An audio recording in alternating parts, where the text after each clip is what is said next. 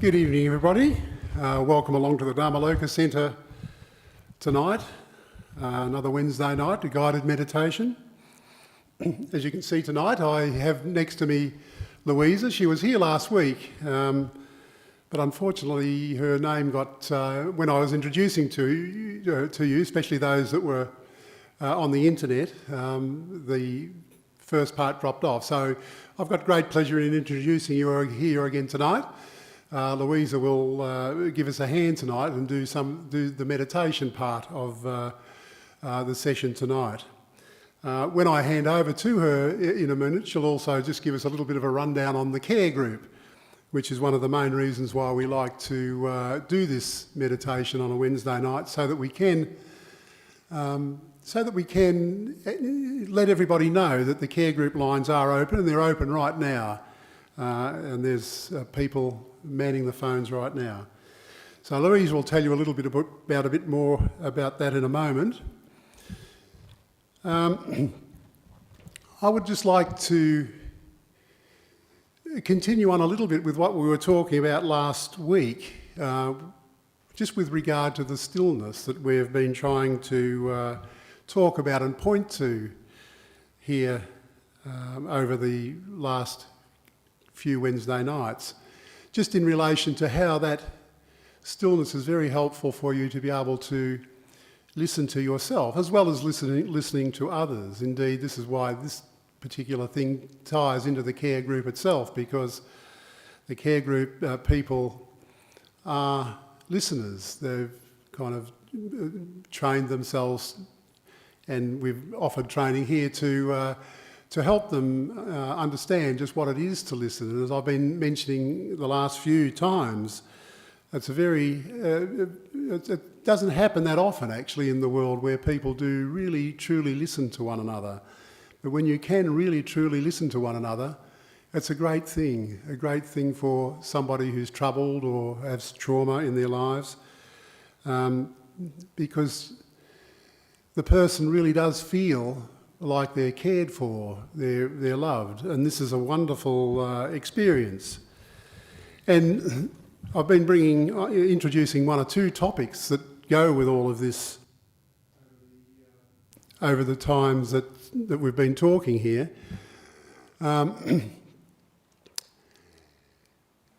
I'd like just tonight to emphasise just the way that it's very important to, when we're looking out into the world, to realise that we're looking out into our own personal universe. So, from my point of view, when I look out here, I'm looking at Dennis's universe. This is really my take on the universe. And as you look back at me, this is your universe. And we each have our own individual takes on this universe. None of us really blend together in that way. We all have our own individual take on this particular universe. But it's a really interesting thing to know what to do when that realisation really hits home, because then we realise that when we're dealing with our universe, we're really able to make. We know that when we're working with things, if there's any trauma or trouble in the universe, we know that we've got the opportunity to make that universe peaceful, to make it happy. I mean, it's not always possible to do that, of course, because there might be circumstances beyond your control that you can't ever get to do that, and you get swept up in various problems and troubles. But in terms of our meditation, if we see the situation like this, where we're looking out into our own universe and we start to realise that we can make our universe peaceful, it's a great boon to our practice. Our practice really starts to sing, because we gradually, in a way, kind of withdraw ourselves. It's a bit like becoming nobody yourself, but you're kind of offering service to your universe in order to make your universe peaceful. And this is really what the Buddha did. when the Buddha realised what he did and becoming enlightened, and we all kind of know that the teachings there too, he really did become nobody. There was really nobody there. But still this very powerful presence, this very powerful universe that he was living in himself, and he was able to affect the lives of many, many people, and is still doing that now 2,500 years on from that, where he's able to, his teachings are here for us all to work with, to be with, and to be able to help aid us in making our universes peaceful and kind, while we're really trying to emulate the same thing that he did in really, in a way, becoming nobody, and at the same time giving the service out into the universe. And that's it's a marvellous thing to think about this when we're looking at the care group too, because that's in fact what the people that are on the phone lines there listening tonight are doing. They're really there to offer service. All the people that come along to this Buddhist society, the people that help on the committees, helping with the various things that we do, they're all offering service here. And the more service that you can offer, in actual fact, the better off you become in your own practice, because you're starting to you're really starting to come into tune with the present moment. And we've talked about the present moment a lot over the last little while. And so in having said that, there's sort of various things in the way that all of this works as we're trying to think about our practice and how we can kind of make our practice work better, the way that we can allow our practice to become more truthful, and as we start to live more into the reality of the present moment. When we're doing that, we sort of can see that there's plenty of things that we need to work with. And one of the things I was going to bring on tonight, just to talk about, is really what the Buddha talked about as the 32 parts of the body. So I really just remember about the first 5. I'll have to just check my list just to follow the other 32. But it starts off, that those that'll be familiar with this, with hair of the body, hair of the head, nails, teeth, skin, and then so on it goes. But really many people use this practice of contemplating into their body just to notice just what is really real there. You know, quite often when I'm doing this, I kind of think about this for myself. You know, you imagine your nails, well, the hair of your head. You know, we all know that, you know, when you go to have a haircut, you're not really, the hair that gets left behind is not so much of a big problem, the hair on the barber's floor. We don't sort of grieve for the hair so much. And the same with your nails and your teeth. You know, even if your teeth maybe need to be pulled out or adjusted or filled or whatever happens to them. But you start to get the idea that these component parts of your body are not really you. Your nails, you know, we cut our nails and can discard that nail quite well. But probably it might be a little bit more difficult if you, you know, maybe lose an arm or something like that. I notice that now as I'm losing my sight. But once again, you can sort of see that the sight, you know, is not really Dennis. The sight is sort of an aid that works with me and helps me interpret what's happening in the world. But these component parts are very useful to contemplate.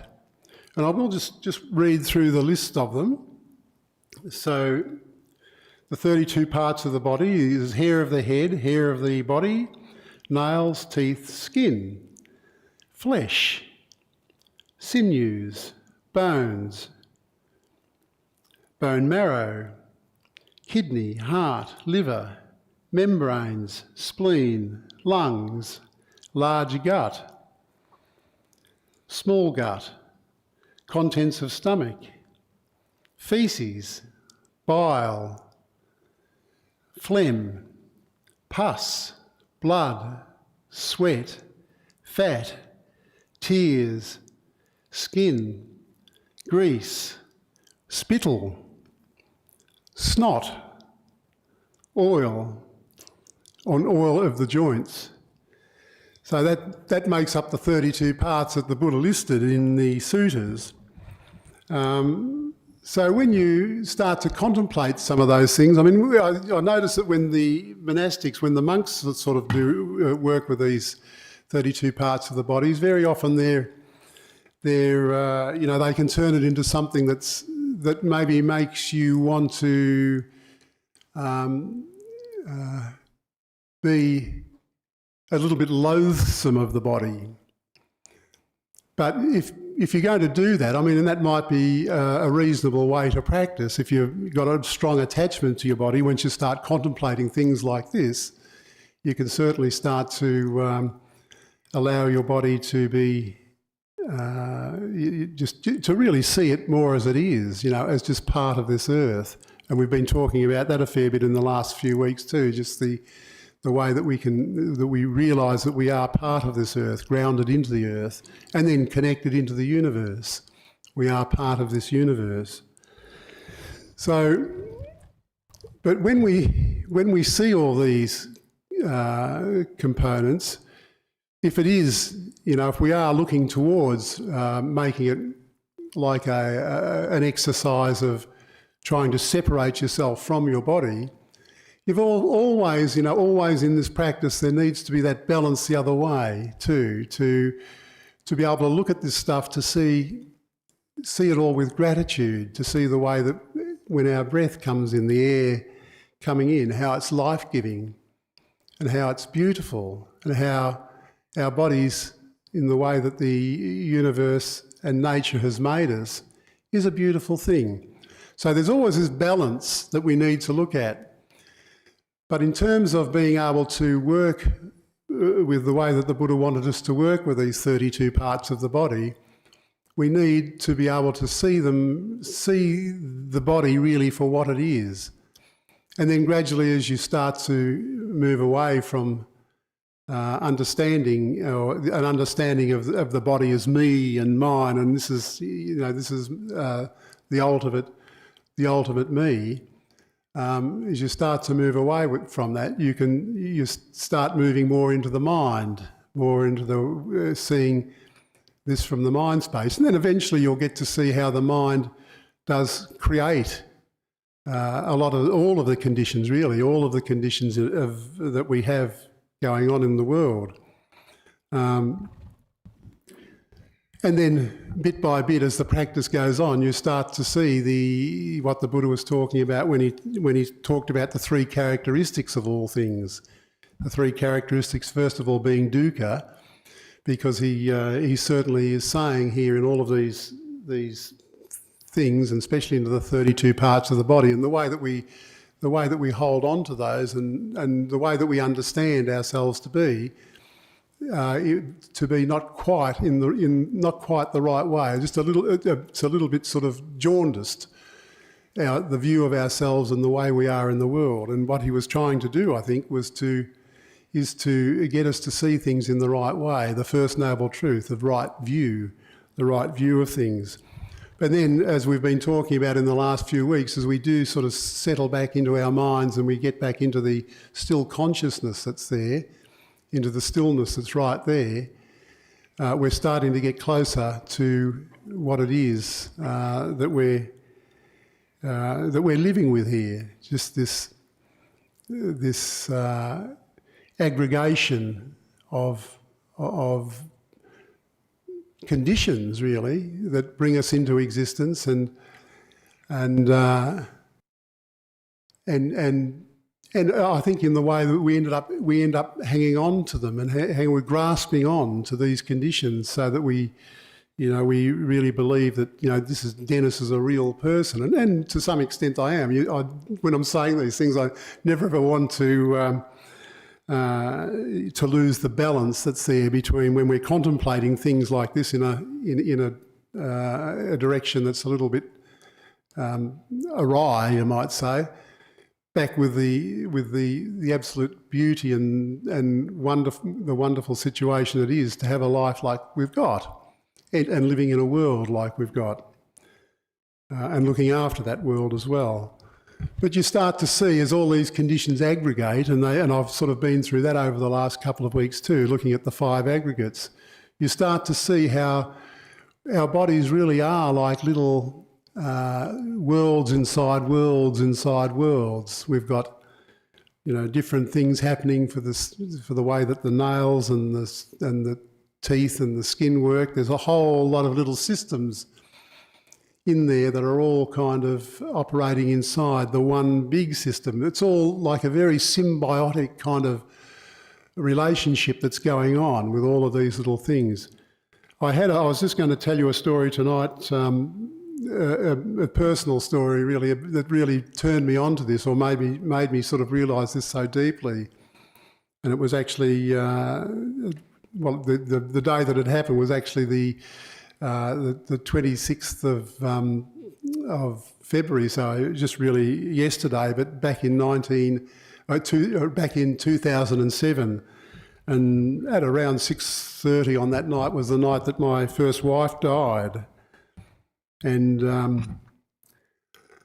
it was, that was really, I'll maybe say a little bit more about that later on in other talks that perhaps I give. I have mentioned this before, but on that night that she died of breast cancer. But previous to that, we'd been kind of working with all sorts of things that were troubling her, as well as just the way that the breast cancer was working inside her. But lots of other things were happening too. Like her feet were just terrible. She had sores and ulcers and that sort of thing.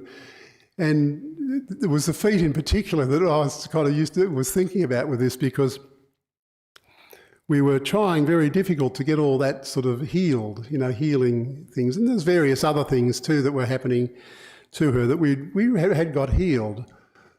But then, so the night that she died, there was a lot of people at the house actually when she died, and I made a thing for everybody to come back at 7 o'clock the next morning. So we had quite a house full of people there, because we were going to do a little ceremony for her, which we did at 7 o'clock in the morning with many, many, many of her friends. But what we did, everybody that was there got the opportunity to bathe her. So we washed her feet. We didn't have her naked or anything like that, but we bathed her feet, and her face was visible, and all her friends were able to just use warm water, and we had white towels, and people were able to just to wash her feet and wash her face and dry her and be tender with her, and just in their own ways to say goodbye. But what was really striking for me is when I really got down to her feet myself, and I was kind of cleaning her feet, because I guess I knew this anyway, but it just sort of struck me this on that morning, in the 7 o'clock the next morning. It just struck me that her feet were quite well healed. After all those weeks of sort of ulcers and things like that, her feet did gradually get healed. But it was a sort of an ironic healing, really, because she was dead. So it just showed me really how these little systems inside systems, wheels within wheels, and everything that works inside us is like this, is in this symbiotic relationship that takes us deeper and deeper into into the complexity that is what it is to live in the human condition like we do. And of course that's the same in our minds too, and indeed I think that's probably why our minds are so complicated, why they spin so much, and why it's very difficult to stay with the stillness and be still. with these sorts of situations.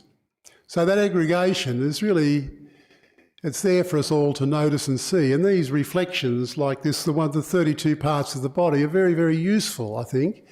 Very useful just to allow us, hopefully, to detach somewhat, to move back from just grasping onto and holding onto our bodies in the way that we might tend to do, so that we can just be more relaxed around it, more peaceful around it, so that we can bring that level of balance and equanimity into our minds to be able to sort of see the truth of the way things are, the way that things happen.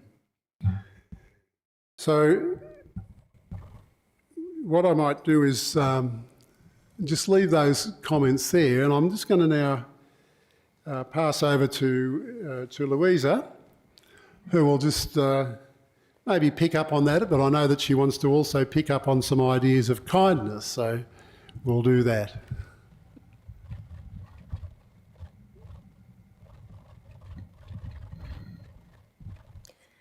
Hi, good evening. Thank you, Dennis. That was a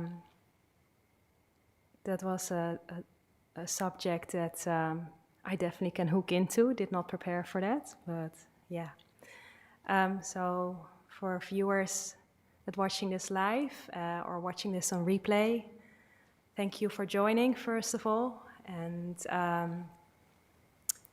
as you can see here on the screen, we have, as we speak, we have a care group line running. We have actually listeners sitting in their chairs at the moment, right, the building next to us. Today is Wednesday, so if you watch this on replay, the care group is there for you on Wednesday, Thursday, and Saturday, every week so far, till further notice. The timing is below here as well. It's Perth time, so it's GMT +8. So after we finish the meditation, the care group is still open for another hour.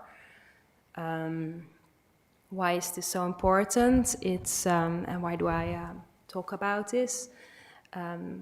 Not just the fact that, like what Dennis said, we often don't have the chance to be heard, to be listened to properly, and or well, from my experience, I may not have the chance to actually speak. And the care group line is a beautiful opportunity, not just for yourself as a caller, but also for the listener to practice. They actually get joy out of being there in service, and being able to give that listening ear. So what I would like to stress with this is, please do not feel like a burden, do not feel like, oh, but my problems are small or it's not significant. It is actually, you may know that from experience, just to get even something small off your chest can actually result in feeling so much lighter that you didn't even know you were carrying that. And in that sense, you do yourself a service, but you also give a service to the listener on the other end, because they travel and they actually hope for phone calls. They actually also feel something in themselves, and often we can all relate to each other. So wherever you are in the world, if you're listening from in America or India or Europe, please, I know it's not easy. It can be quite sometimes the easiest way not to talk about your what's going on. But yeah, I invite you to give it a go. It's there, so, and it's available, and it's received with a lot of gratitude. Let me tell you that. Yeah. So that is my thing about the care group, and Yeah, in regards what Dennis mentioned about the 32 body parts, it just dawned on me, yeah, we are all be part of this earth, we're all part of this earth, and it dawned on me like, it actually made sense. I went on a Vipassana retreat, or course, however you want to call it, and one of the participants, she had a tattoo on her thigh, quite prominent, saying, "I am garbage." And my initial reaction was like, oh, is she really depressed? Is she talking about herself? But this was a year and a half ago when I didn't know much about the body contemplation. And now again, when Dennis mentioned things like snot and tears and whatnot, and nails and hair, that eventually it's kind of trash if you think of that, or garbage. So it has nothing to do with this person. So just now I just felt like, yeah, we're all part of the earth, we're all garbage in the end, in be it good or bad. It's not a personal thing. We all get recycled. So you can say, I am compost, if garbage is too harsh. And yeah, that was quite a mind opener. So thank you for sharing that. And yeah, earlier I thought as well, you know how usually some of you have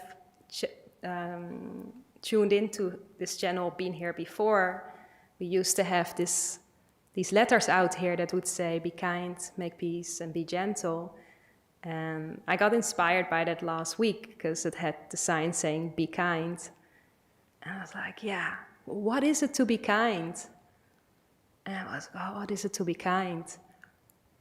Oh, that is to be nice, kind. And then I got triggered by something what I heard. Someone was saying, oh, something totally unrelated on a podcast, and they were saying something like, people in this city are kind but not nice. They will tell you when you have spinach in your teeth. They will tell you that in your face. And I was like, a light bulb went off in my head, and for the last week I've been thinking about it. Like, how many times we think we are actually nice, and we're doing a nice thing to a person, for a person. Well, is it actually really nice? Is it actually really kind?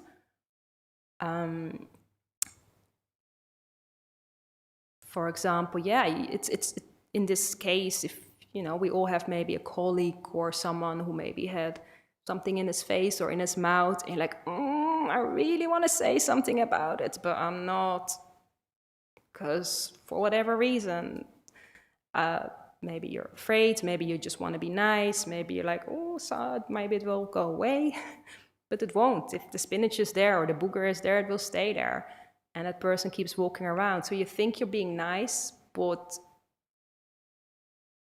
if you stand back for a moment or muster up the courage to say something about it, you might actually prevent that person from maybe some,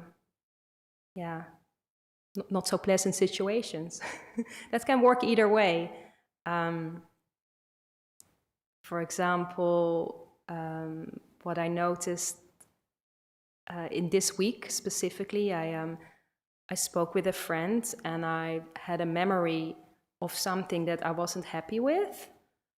I could easily just let it slide and let it be, which I did for maybe a year. And then this week I just put up the courage to clarify that with this person. I said, look, back then you said this and this, and I don't want you to feel like bad in that way. And that person came back to me and saying, oh, but we talked that over and I thought everything was fine. And I was like, okay, but do you feel bad about it? And that person was like, no, I can't, no. And I was like, okay, thank God. And I'm happy if you're happy, then I may be wrong. That might have been triggered by something else, but I'm glad you felt we're good. And this just, it was on my chest, but not heavily. But the moment you speak about it, even though it's not nice to bring it up, it's actually, and because it's also not nice because I was wrong, very humbling. It's actually really kind for the friendship, regardless if you want a friendship, if you put a friendship on a high value, yes or no. Because a similar incident happened with another mate of mine, and I confronted that, sort of a business partner of mine, a business contact of mine, and in that case, that person was able to explain himself, and then that story spiraled into Buddhism. So who knew that sometimes keeping the peace is really nice, but sometimes it's also kind for the greater good of both to actually open up a small can of worms. And on the way driving here, I thought of another friend of mine. And you might all relate to this. That's why I'm sharing this story. This is more of a work-related a story. And you may find this suitable to your own life. My friend saw someone speeding at work a couple of years back. Said nothing about it. Be fine. And perhaps maybe 2 weeks later, saw that person again doing something with the truck that wasn't really, but oh well, be fine. Although it's not fine. That person knew it wasn't fine, but for many reasons the person didn't want to say something. It's either, I'm too busy, or there's too much paperwork involved, or I don't want to rock the boat. Like, we all know that. I don't want to rock the boat, or, it's fine, it's not that bad. Then I think another few weeks passed by, and that person who witnessed that was actually and got actually into an accident with the same truck and kind of got entangled in the wheel and ended up in hospital for nearly a year. Why am I saying this? Because I hope that anyone can now see, and maybe for themselves, reflect later on, the things that you think are nice, are polite to do, or let's not rock the boat, or just easier not to say or do or act, or she'll be fine, that actually can have other consequences by thinking you're being nice, but is it actually really kind? Is it actually really kind for another person to let the person walk around with the spinach in the teeth? Or is it actually not kind for a person to let that person get away with things? Just because it's just easier for yourself, or you're afraid. Often people act out of fear, including myself, of not wanting to disturb. And that's why I saw a sudden difference in, you can be kind, but it's not always, you can be kind, but it's not always nice. It's not always nice to confront or say something. Of course, there's a way how to say things. That's a whole different technique. And sometimes you can be nice, but you cannot, but actually you're not really kind. So that's what I was thinking about the last few days, and I found it very interesting for myself, and I can see myself now. Yeah, thanks for letting me share that. And and I hope you get something out of this subtle difference between kindness and niceness. And so, with this, I would like to guide you into a meditation. And if you feel like you need to have a drink of water, then now is the time. So then during the meditation, you will not have that urge or not have that excuse, because we're not going to meditate long enough to be dehydrated. And because often that might also be the mind saying, "Oh, I want a distraction." So if you want to have to drink drink or sip, then now's the time, or a little stretch or a little movement. So when I guide you in meditation, a part will be a guided talk and a part will be silence. And then at the end, I will ring the gong, if I can reach that. And then we'll slowly get out of it. So for now,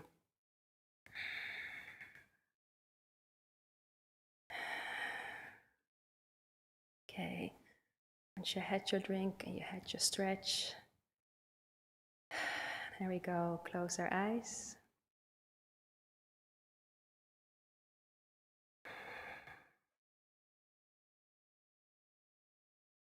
Okay, and feel in the belly,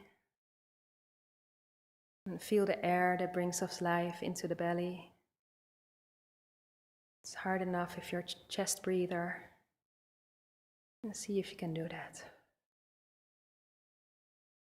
We're going to bring our attention into the body, and we're going to ground ourselves into our buttocks, into our feet, into our cushion or the floor, the carpet. And imagine roots coming out into the carpet, into the ground. And for those here in Perth, imagine your roots going out into the earth, spreading like the roots of a tree.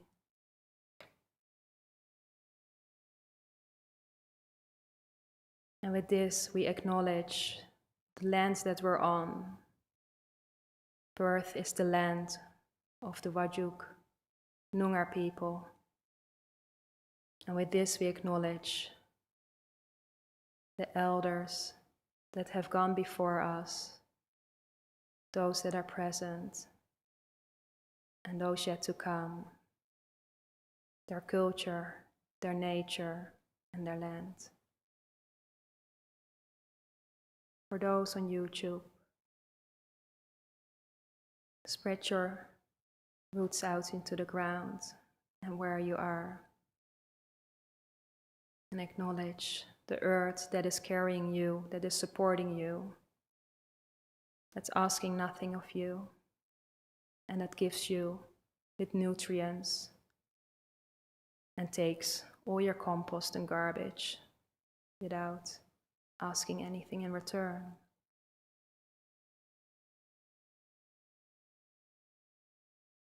Keep breathing into those roots and know that you're grounded and know that you're safe.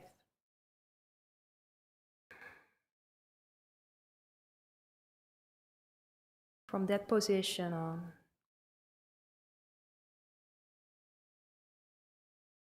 imagine that you're walking onto a grassland or forest. Temperature is pleasant, you feel the wind on your skin. And what do you smell around you? What do you hear? Let those sounds be. Let those smells be. The next 20 minutes, there's nothing to do and nowhere to be. Contrary to perhaps some of the beliefs, contrary to some of your day, you've been running around. This is the time for you. Keep walking on the path in the forest, keep walking. And feel the ground underneath you.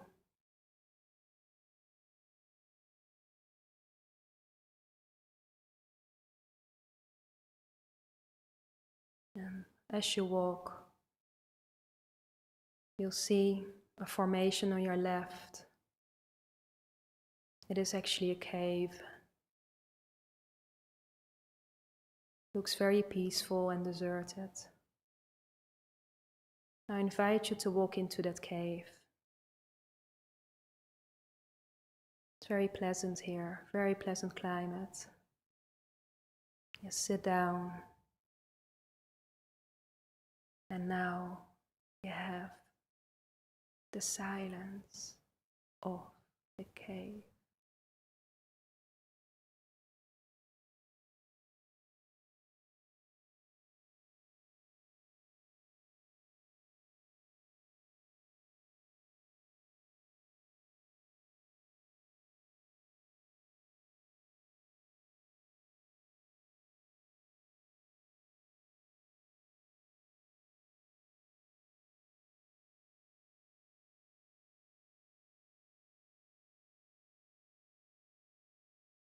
And there is no need for thoughts.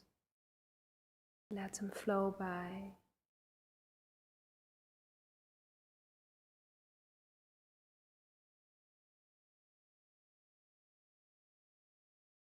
And tell yourself, yes, I want to sit in this silence.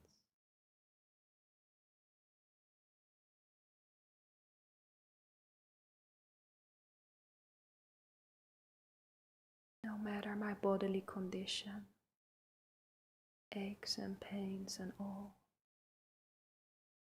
let them arise and let them flow while you choose to go deeper in the stillness.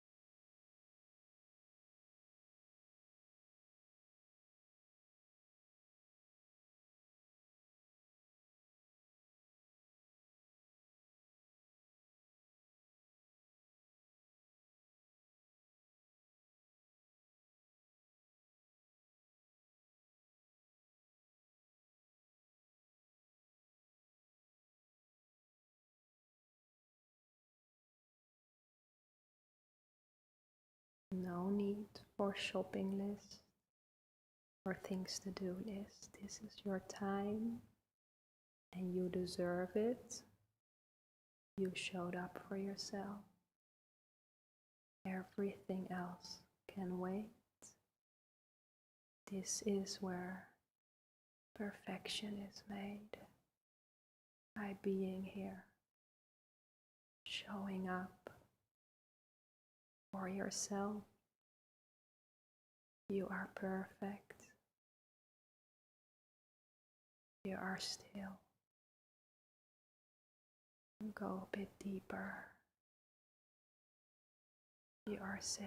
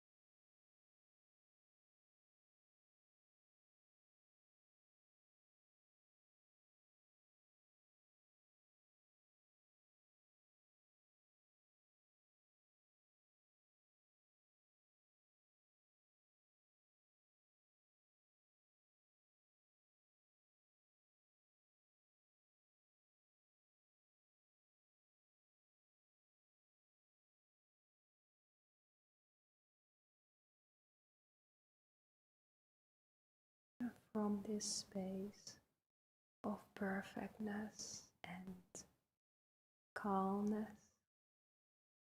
Know that this space has no end and that it is always here inside of you and for you, and therefore this perfectness is inside of you and part of you. It is not outside of you. So with that, I would like you to think about one good thing you've done for yourself today, for yourself. Can be for someone else, but for yourself.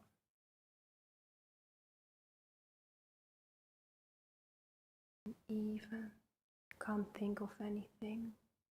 The fact that you tuned in to this meditation, let that be the self-care part of the day that you give to yourself, and the fact that we're here with each other. Next few moments, just think about that.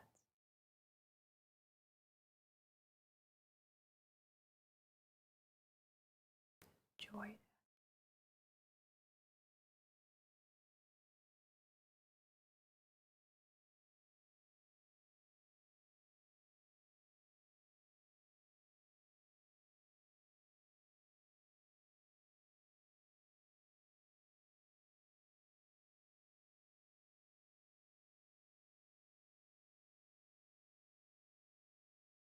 Let any joy arise and any other feelings arise. They're all welcome, but let the joy come up as well.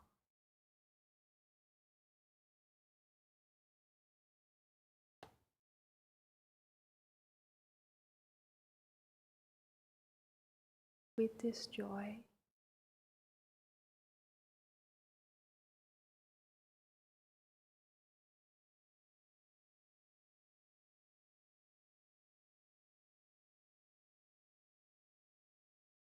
have this joy generated inside of us.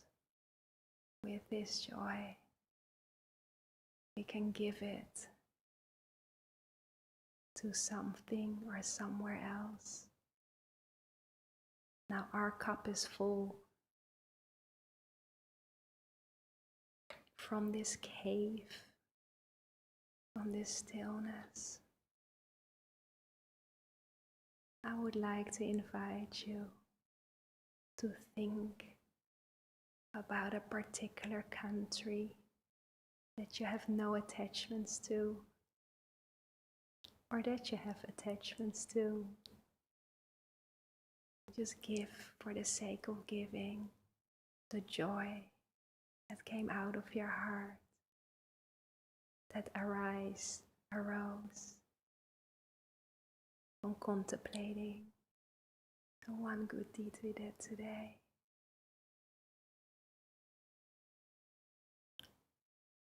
One of the many, I'm sure. Pick a country in your mind. Any random country will do.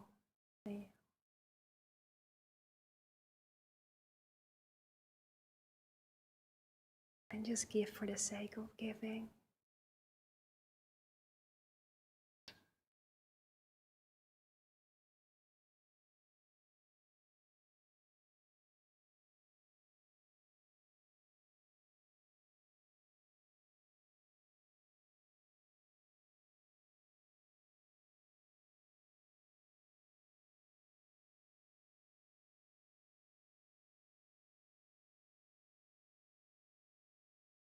We're not here to fix anything.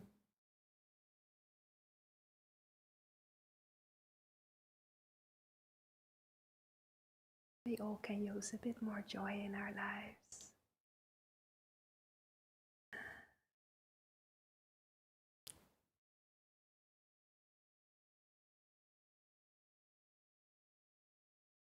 And once you feel you've given enough, come back to yourself in this cave, in this silence, and drop in.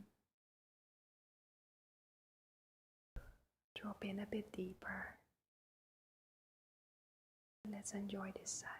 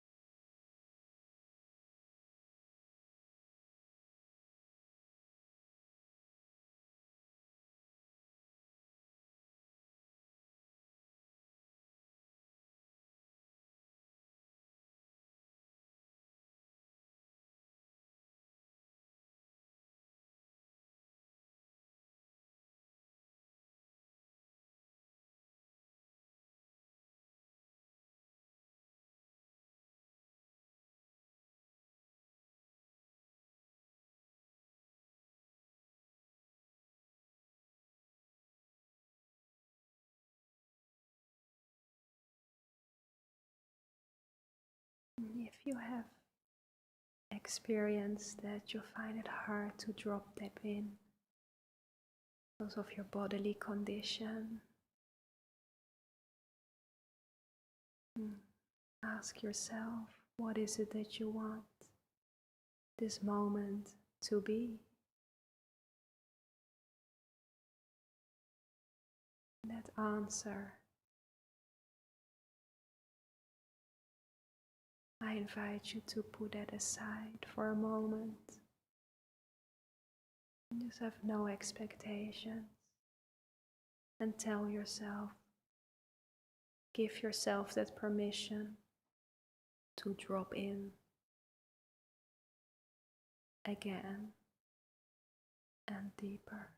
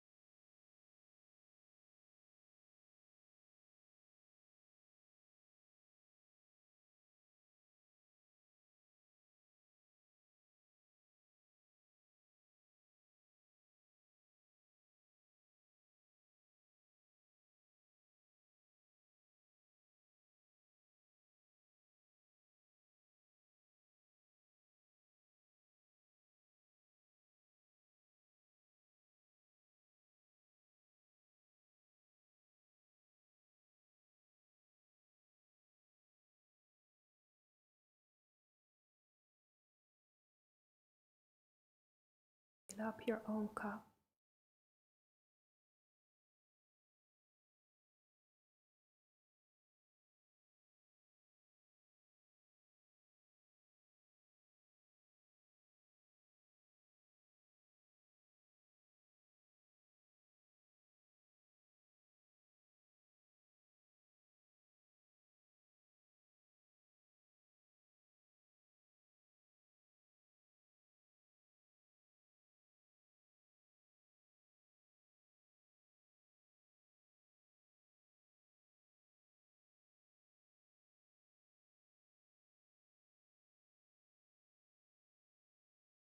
Can you see you're feeling your cup is full? If you like to share this experience with someone else, please invite that someone else and see. You call the name, the someone or the pet walks up to the cave and invite him or her or it or them in the cave, the cool, silent, darkish cave, comfortably. Up to them if they accept it. You put out the invite. No need to force.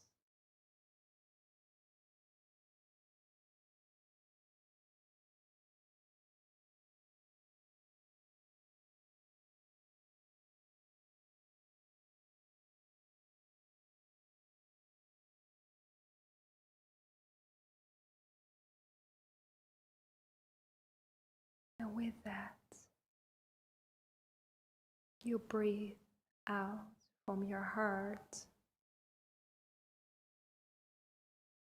to the creature near you, to the person near you, the people near you.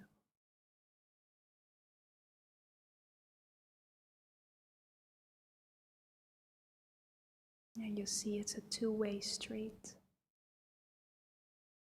It has no choice other than to get back to you.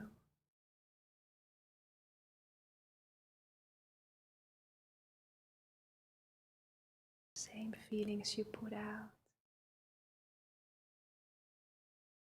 come back to you.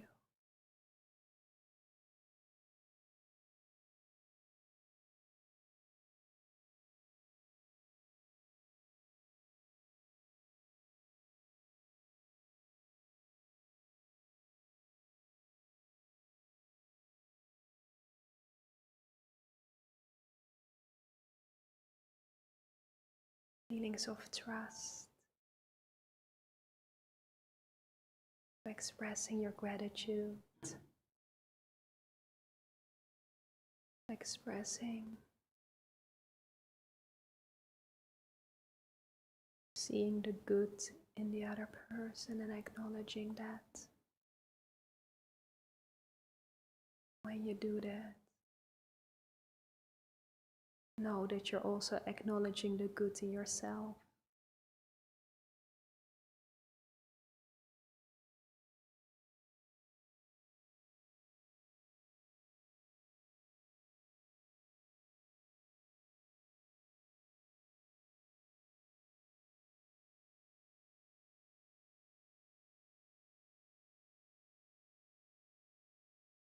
And with this feeling in your heart, you thank each other's presence for showing up together, where much can generate much more, but also by ourselves.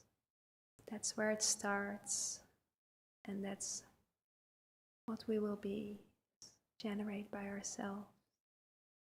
So thank yourself for tuning in, for driving down, for making this space in your mind, and for allowing yourself into the stillness for the last 25 minutes.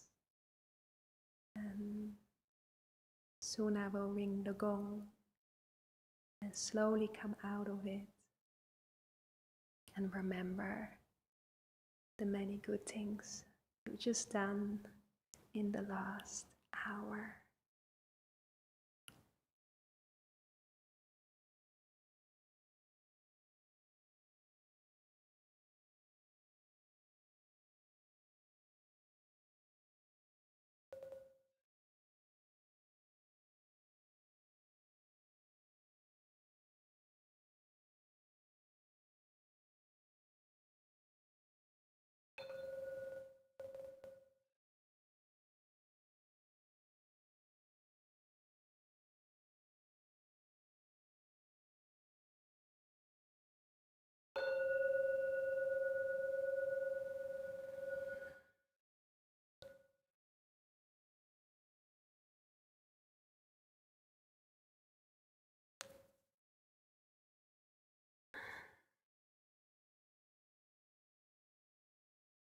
welcome back, and my deepest thanks for all that are present here and online, and couldn't have done it without you. And thank you for showing up for yourself, which means an inspiration for me to show up more for me, and hopefully for those that view and watch this on replay. Remember the care line, it's there, and it's a joy to be. So I'd like to close this off, and unless Dennis would like to say something.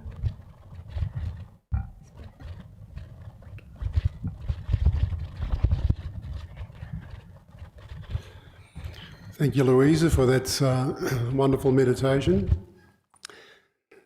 So we are on time at the moment, so we'd like to invite you all back over to the Vihara for a cup of tea and a little bit of a chat, if you like. And to the people on the net, bid you all farewell, and we'll see you again next Wednesday night. We will, from time to time, bring some new teachers, lay teachers along in these spots so that we can give everyone an opportunity to be able to share their wisdom.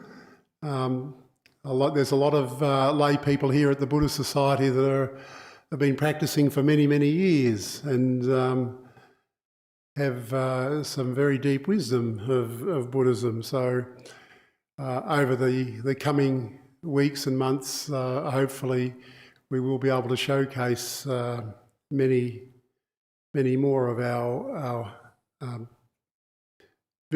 senior members, senior lay members here on Wednesday nights. So thank you very much for your attendance, and we'll see you next Wednesday night.